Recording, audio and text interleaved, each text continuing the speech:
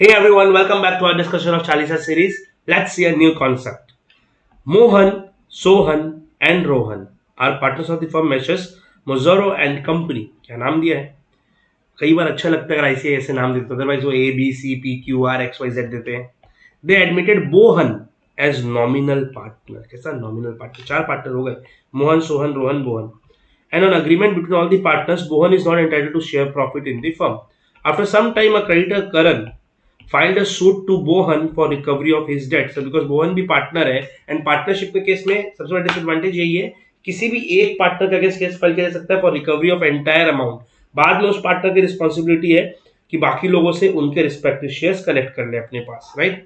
Bohan denied the same as he is just a nominal partner and he is not liable for the debts of the firm. And Karan should claim his dues from the other partners. Taking into account the provisions of the Indian Partnership Act 1932, state whether Bohan is liable for the dues of the Karan against the firm. In case Karan has filed a suit against firm, whether Bohan would be liable. The answer is yes. Yes. Why, sir? Because nominal partner is just like normal partner in view of world.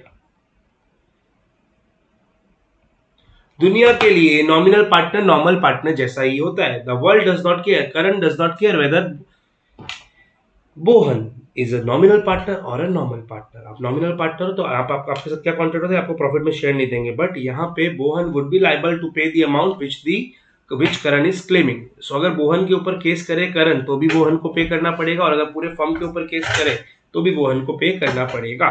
Clear है? चलिए देख लेते हैं इस point को. Nominal partner is partner only in name. The person name is used as if he were a partner of the firm, though actually he is not. He is not entitled to the share of the profit of the firm, but is liable for all acts of the firm as if he were a real partner. आप सिर्फ अपना नाम दिए हो, world को लगता है आप पार्टनर, आपको प्रॉफिट में शेयर नहीं मिलेगा, बट आपको लॉस तो बेयर करना पड़ेगा. A nominal partner must give public notice of his retirement and his insanity in the ground for dissolving the firm. Now, sir ये लाइन क्यों दिया है? ये एक्स्ट्रा लाइन है, क्वेश्चन में इसका कनेक्शन नहीं है. सो इस तरह के क्वेश्चन में अगर आप ये एक्स्ट्रा इन्फॉर्मेशन नहीं लिखोगे तो चलेगा, नो वरीज, राइट. ये नहीं लिखोगे तो चलेगा, कोई वरीज नहीं. चलिए, इन द इंस्टेंट केस बोहन was admitted as nominal partner in the firm. A creditor of the firm Karan has claimed his dues from Bohan as he is partner in the firm. Bohan has denied for the claim by replying that he is merely a nominal partner and he should not be liable. Now Bohan is a nominal partner, even he is not entitled to share in the profit of the firm, but is liable for all acts of the firm as if he were a real partner. Therefore, he is liable to Karan like other partners.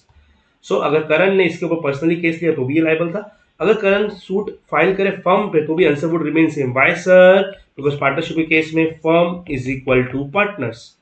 यहाँ पे कोई separate legal entity नहीं होती है. तो आप सामने वाला पर्सन यानी कि करण किसी पार्टनर पे केस फाइल करे या फिर फर्म पे केस फाइल करे, बात एक ही, उसमें से कोई फर्क नहीं पड़ता है, राइट. चलो, so that's it for this video. Thank you so much everyone. Bye bye, take care, Jai Jinendra.